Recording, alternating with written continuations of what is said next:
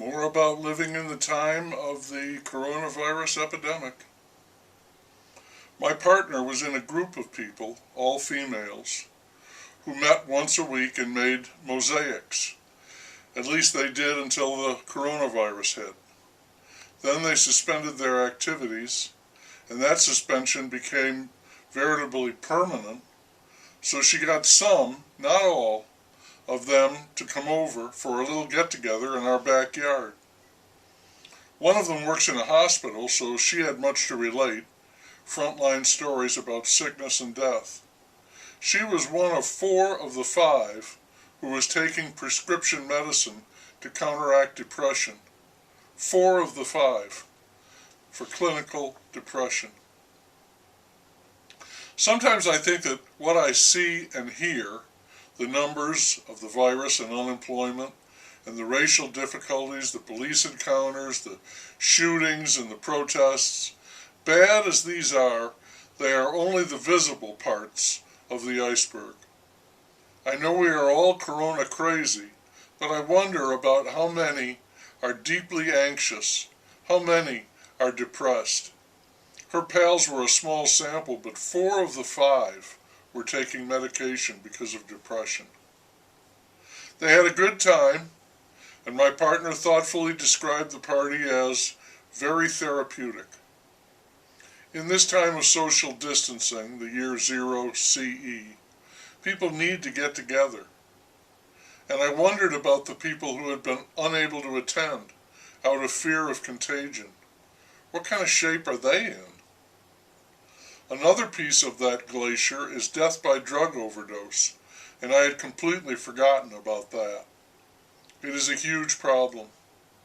Fentanyl and carfentanil are now popping up with drugs other than heroin, most especially cocaine, and that presents a whole new danger. During one day in this county last week, 20 people died from drug overdoses. 20 in this county in one day. And those are the deaths, not the overdoses. I'm forced to ask once again, how much can we bear? Quaker Oats announced that Aunt Jemima is gone. She will be replaced by Beyonce Biatch pancake mix. A portion of the proceeds will go to Black Lives Matter. Also, Chaz still exists in Seattle. They say they will stay until their demands are met, but the weapons are no longer on display. It's very laid back and low-key now. Ben and Jerry had a truck in there handing out free ice cream. And some people are calling Chaz Chop, so you have a choice there too. Hey, if Aunt Jemima is gone, can Uncle Ben be far behind? And what about that cream of wheat guy? And if we're serious about clearing things up, I'm waiting for a ban on Uncle Tom's Cabin. Uncle Tom? Are you kidding me? He and that cabin have got to go. Right now, police reform is more popular than cheese popcorn. Everyone is into it. It ranges from run the cops out to no more chokeholds. The trumpet has already fired his shot on this. The panhandler has plans for the city cops. Council members are competing to get on the record asking for more reforms and less money, also passing a law permitting an artist to spray paint Black Lives Matter on the street outside City Hall. The field mouse is all over police reform. He has a list of new procedures, best practices. He loves those best practices. Rigorous training, and a licensing board to review complaints. All of this must be done now, he said, noting that the legislature must act for it to happen. He was asked how much all of this would cost.